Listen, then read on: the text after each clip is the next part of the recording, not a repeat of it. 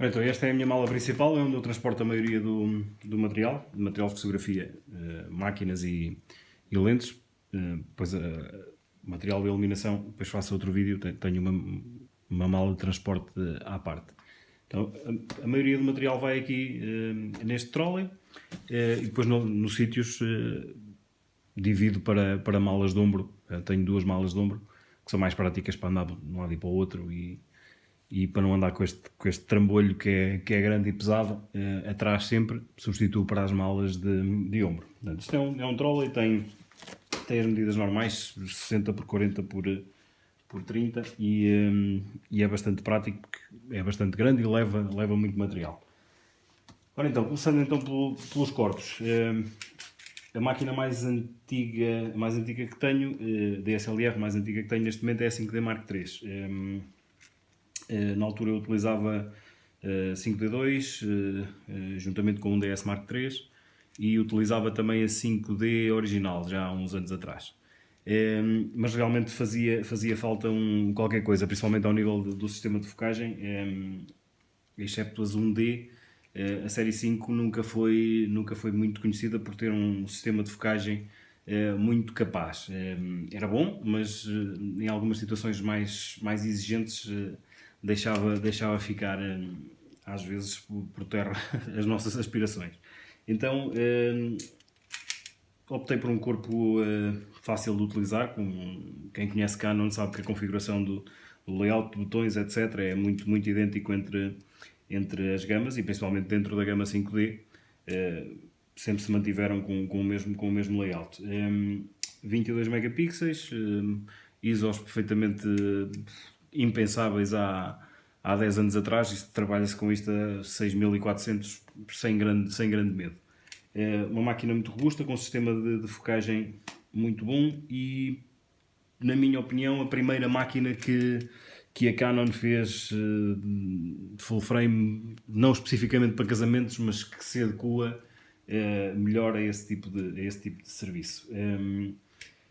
5D Mark III. A seguir, acabei por trocar a um DS Mark III por outro corpo 5D, neste caso a 5D Mark IV. Uma questão de adaptabilidade ao layout de botões, embora as 1D sejam muito idênticas também às 5, como toda a linha da Canon, como disse, mas mais até por uma questão de ergonomia, de tamanho, peso, do que propriamente por outra coisa. E embora o sistema de focagem da 1DS Mark III fosse muito bom, os da 5D3 e o da 5D4, principalmente o da 5D4 é outra liga, é muito bom mesmo. Portanto, são dois corpos que são, na minha opinião, se a 5D3 foi a primeira câmara talhada mais exclusivamente, ou mais especificamente, aliás, para casamentos, a 5D4 veio refinar ainda mais o que já era bom. Em termos de ISO é ligeiramente superior à 5D3, em termos de resolução dá-nos ali um bocadinho mais de almofada para poder a posteriori se calhar fazer um cropzito que não ficou muito bem enquadrado à primeira. Portanto dá outro tipo de segurança e a resolução a mais dá sempre jeito. Não só lá está para a impressão, mas para essas pequenas correções que por vezes é necessário fazer. Então 5D Mark III, 5D Mark IV, isto em termos de corpos, são os meus corpos principais. Depois tenho um corpo um bocadinho diferente do que a maioria das pessoas está habituada a utilizar em casamentos, ou por outra, já foi muito utilizado em casamentos, este formato, o médio formato. Ultimamente tem caído mais em desuso, por dois motivos principais. Primeiro, porque o preço de um sistema médio formato digital é estapafurdiamente alto, e depois, em segundo lugar, porque os sistemas 35mm também têm evoluído de forma a que, embora não consigam igualar, mas conseguem dentro de um formato mais fácil de utilizar, conseguem entregar uma qualidade quase tão boa como uma médio formato. Então, e dito isto, porque é que eu uso uma médio formato? Uso uma médio formato por dois motivos. Primeiro, porque permite-nos trabalhar de forma mais concentrada, não sei se é bem serão estes os termos que eu devo utilizar, mas pelo menos comigo funciona assim. Como é uma máquina bastante mais lenta, isto faz uma foto por segundo no máximo, permite-nos se calhar estar um bocadinho mais concentrados noutras coisas, em termos de enquadramento, em termos de pose, em termos de iluminação, permite-nos se calhar estar um bocadinho mais alerta em relação a isso e acaba por todas essas diferenças acabam por se traduzir, na mina opinião e na utilização que eu faço, de forma positiva na imagem final. E então foi por causa disso e por causa de outras características que isto tem que eu optei por começar a utilizar médio formato em casamentos. Claro que isto não é aquele tipo de câmara que dá para fazer uma saída de uma igreja, não dá para utilizar dentro da própria igreja, porque isto são equipamentos extremamente limitados em termos de ISO. Isto é uma máquina que faz ISO 400 no máximo e a partir de 200 já estamos a abusar um bocadinho do sensor. Isto é um sensor CCD, antigo, não é um sensor CMOS, portanto os CCDs são sensores que são muito sensíveis ou melhor, que são pouco sensíveis e por isso, em termos de ruído, são sensores que não dão para utilizar em situações de pouca luz e situações essas que são muito abundantes em casamentos. Agora, tem algumas características que ainda hoje fazem com que seja uma máquina que consegue, não vou dizer rivalizar, mas consegue complementar e consegue ser perfeitamente utilizável num casamento ou noutro tipo de utilização, mas num casamento, como eu faço casamentos, falamos em casamentos.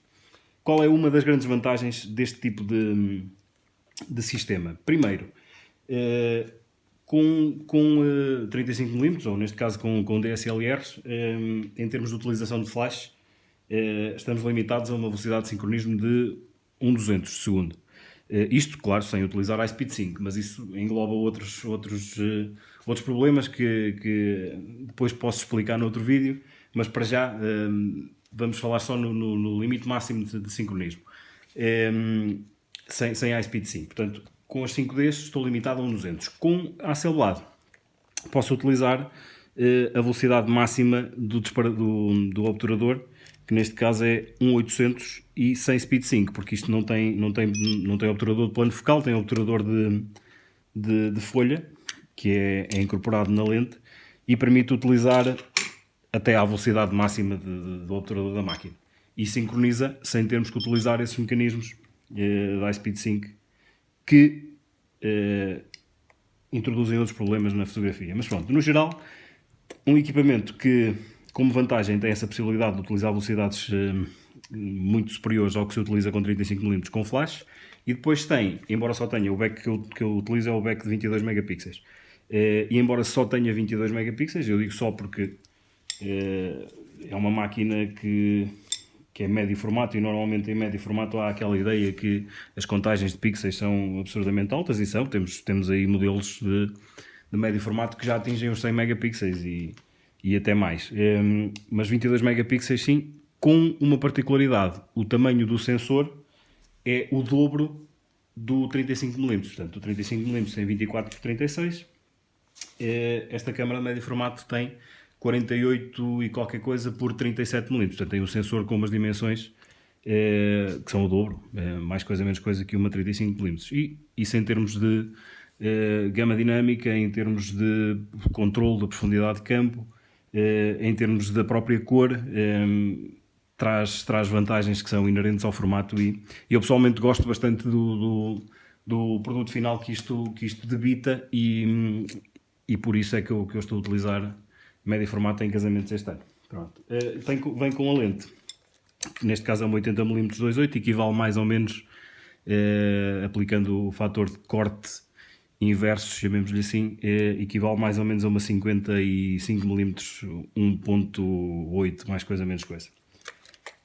Portanto, é uma lente generalista, digamos assim. Dá para quase tudo, embora eu sinta falta realmente de, às vezes, uma distância focal mais angular. Nem tanto sinto falta de distâncias focais mais teleobjetiva, mas realmente no lado angular sinto alguma falta, e vai ser provavelmente o próximo investimento. É capaz de recair numa 50mm, que equivale a 35, ou então mesmo numa 35mm médio formato, que equivale a 20 e qualquer coisa. Provavelmente será mais por aí. Mas para já, pronto, isto foi uma maneira de começar e de introduzir o médio formato e de experimentar, e agora com a utilização vamos ver exatamente, ou vou ver quais é que são as minhas necessidades reais e se calhar até posso chegar à conclusão que não preciso mais nenhuma lente e que a 80 que é o suficiente, mas vamos ver. Em termos de lentes para o formato 35mm, normalmente tenho cada vez menos vindo a utilizar lentes zoom. Tenho 3 lentes zoom, tenho desde grande angular até 70, até 200mm. Tenho a 15-30 da Tamron, é uma lente que eu por acaso gosto bastante, que é estabilizada e, ao contrário do que possa parecer, numa grande angular a estabilização pode dar efetivamente muito jeito. Dá jeito em todas as distâncias focais, como é óbvio, mas eu por acaso a única que tenho estabilizada é mesmo a 15-30. Mas em que eu consigo fotografar à mão, para terem uma ideia, consigo fotografar à mão seguramente sem grandes problemas, para não exagerar, a 1 segundo. Consigo fotografar a 1 segundo sem tremer. Portanto, tem um estabilizador muito bom. Isso aliado a uma distância focal curta, que já por si permite a utilização de velocidades de obturação mais lentas. Isso aliado a um estabilizador que me dá mais ou menos 2-3 tops de almofada, digamos assim, permite-me usar velocidades estupidamente baixas à mão, em sítios com pouca iluminação, dentro de igrejas, dentro de quartos mal iluminados, etc. E é mais uma almofada. Isto, no fundo, resume-se tudo a almofadas. Mas pronto, é uma lente bastante boa, uma lente muito nítida. Eu acabei por escolher, a escolha acabou por recair nesta Tamron 15-30, depois de ter experimentado quase tudo o que havia para experimentar em grandes angulares, ou ultra grandes angulares, neste caso, para Canon. Não é que a Canon não tenha boas ultra grandes angulares, mas pelo preço que pedem por elas, na altura não achei razoável investir o meu dinheiro numa daquelas lentes. Eu experimentei tudo e tive, aliás, cheguei a ter a Canon 17-35-28, cheguei a ter a 16-35-28, a 16-35-282, a 17-40, sei lá, Canon 20-35, a 28L, a 20-35-28L e a 20-35-35-45, se não estou em erro.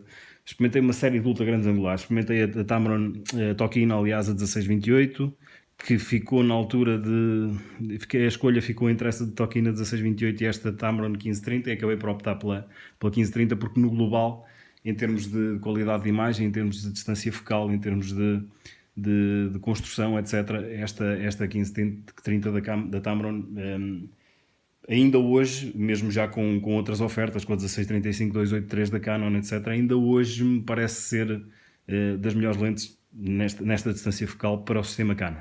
Então, optei, embora, como disse, cada vez utilizo menos zooms e estou mais virado para utilizar distâncias focais fixas, primes. Mas pronto, 15-30 é uma distância focal que dá muito jeito e para já ainda não optei por substituir nenhuma dessas distâncias focais por uma lente fixa. Podia arranjar se calhar a 24 ou 20mm da Sigma, que são muito boas, mas para já, como também não é uma distância focal que eu utilizo muito, prefiro para já manter a zoom. A seguir, 24-70, que é das lentes que talvez utilize menos neste momento, porque tenho uma 35-1.4 que já mostro a seguir, e tenho uma 85-1.4 também, e também tenho a 50-1.8, que acabam por substituir, no fundo, esta 24-70. Se eu utilizasse só uma câmara, provavelmente continuaria a utilizar com frequência a 24-70. Mas como utilizo duas câmaras e tenho a possibilidade de utilizar duas lentes fixas simultaneamente, acabo por cobrir o mesmo range focal que uma 24-70, com a particularidade de ter mais luz e de ter mais nitidez ao mesmo tempo. Portanto, acaba por ser uma lente que tem ficado um bocado encostada. Agora, como é óbvio, é uma lente extremamente versátil, extremamente útil. É aquele tipo de lente que dava para encaixar de manhã na máquina e chegar à noite sem trocar de lente e fazer quase o serviço todo. Por isso é que ainda está aqui. Ora, 24-70, 15-30 e 70-200. São os únicos 3 zooms que tenho. 70-200 é aquela distância focal que dá sempre jeito quando precisamos de chegar mais longe e não temos como. Embora 200mm em full frame não seja nada de extravagante, mas dá sempre aquele alcance extra que dá um jeitão dentro de uma igreja, ou que dá, sei lá, para apanhar uns retratos, uns apanhados por aí. É o melhor que sem nos intrometermos naquilo que estamos a fotografar. É sem dúvida muito, muito boa. Uma lente bastante boa, neste caso é a versão 2.8 sem estabilização. É uma lente já com alguns anos, mas com uma qualidade óptica excelente. Então, acabando com os zooms e passando para as primes, tenho 100 macro, que é aquele tipo de lente que serve, embora sirva para mais coisas que macro, acaba por ser utilizada só mesmo para fazer aquelas fotos de close-up dos anéis ou de uns brincos ou de uma coisa assim do género, embora também dê para utilizar em retrato, etc. Mas eu pessoalmente acabo por usar só mesmo quase em macro, ou exclusivamente em macro. Mas dá bastante jeito ter uma coisa destas à mão. 100mm macro 2.8 sem ser a versão estabilizada. Não achei que valesse a pena investir na versão L. Lá está, se fosse para dar outro tipo de utilização mais intensiva, provavelmente compensaria, mas como é só mesmo para aquilo e para aquilo mesmo, passo a expressão, acaba por ser suficiente. Depois 35-1.4 da Sigma, versão Art, uma lente que é das lentes que mais utilizo ultimamente, porque é uma lente que em termos de cobertura de campo acaba por ser o mais equivalente que há ao nosso campo de visão, ao campo de visão humano, e isso acaba por traduzir-se numa ligação de quem está a ver a foto, acaba por ser mais fácil colocar-se no local, tendo em conta que o campo de visão que tem é mais ou menos o mesmo que teria estando naquele sítio, e acaba por ser uma lente que é oticamente é irrepreensível, nitidez espetacular, cores muito boas, e depois tem essa particularidade de trazer a pessoa para dentro da fotografia, e eu gosto bastante disso, e é das lentes que mais utilizo. Depois tenho a 50-1.8, a velhinha a velhinha distância focal que toda a gente diz que tem que ter. Neste caso é a versão STM. É uma lente que é, para o que custa, isto custa 100 e qualquer coisa euros, é uma lente excelente. Embora se calhar não dê para usar a 100%, retirando aliás a melhor qualidade de imagem desta lente a 1.8, mas fechando a f2 2.8 é uma lente que espanta pela positiva. Por esse custo e a qualidade que entrega, não tem nada a ver, ninguém diria. Depois, isto passando para... tenho aqui mais uma fisheye. Isto é uma lente manual, é uma Zenitar 16mm, é a fisheye em full frame. Portanto, isto é uma lente que acaba por ser uma lente para a brincadeira, para fazer fotos de grupos na dança e fazer algumas coisas mais arrojadas. É uma lente que não tem uma qualidade óptica espetacularmente boa, mas é uma lente que também custou 100 e poucos euros. E dada a utilização que lhe dou, também não achei que havia necessidade de investir numa Canon 15 fisheye que custa 500 euros, ou numa fisheye que tivesse autofoco, custaria à volta dos 300, 400 euros da Sigma, por exemplo. Isto é uma lente manual, chega perfeitamente para fazer as brincadeiras para a qual é indicada. Portanto, uma lente bastante engraçada. E por último, a Sigma 85-1.4 Art.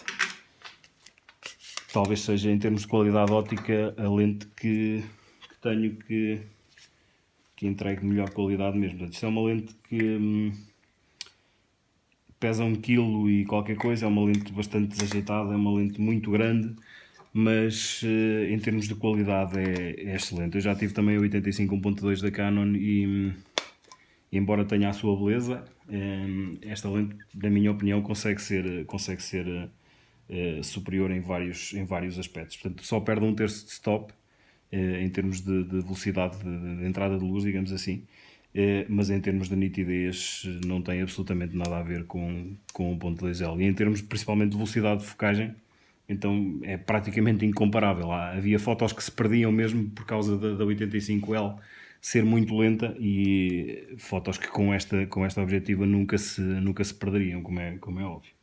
Pronto, no geral isto é o material que eu uso. Vou fazer entretanto um vídeo também sobre o material de iluminação, e espero que tenham gostado. Qualquer coisa coloquem nos comentários. Abraço.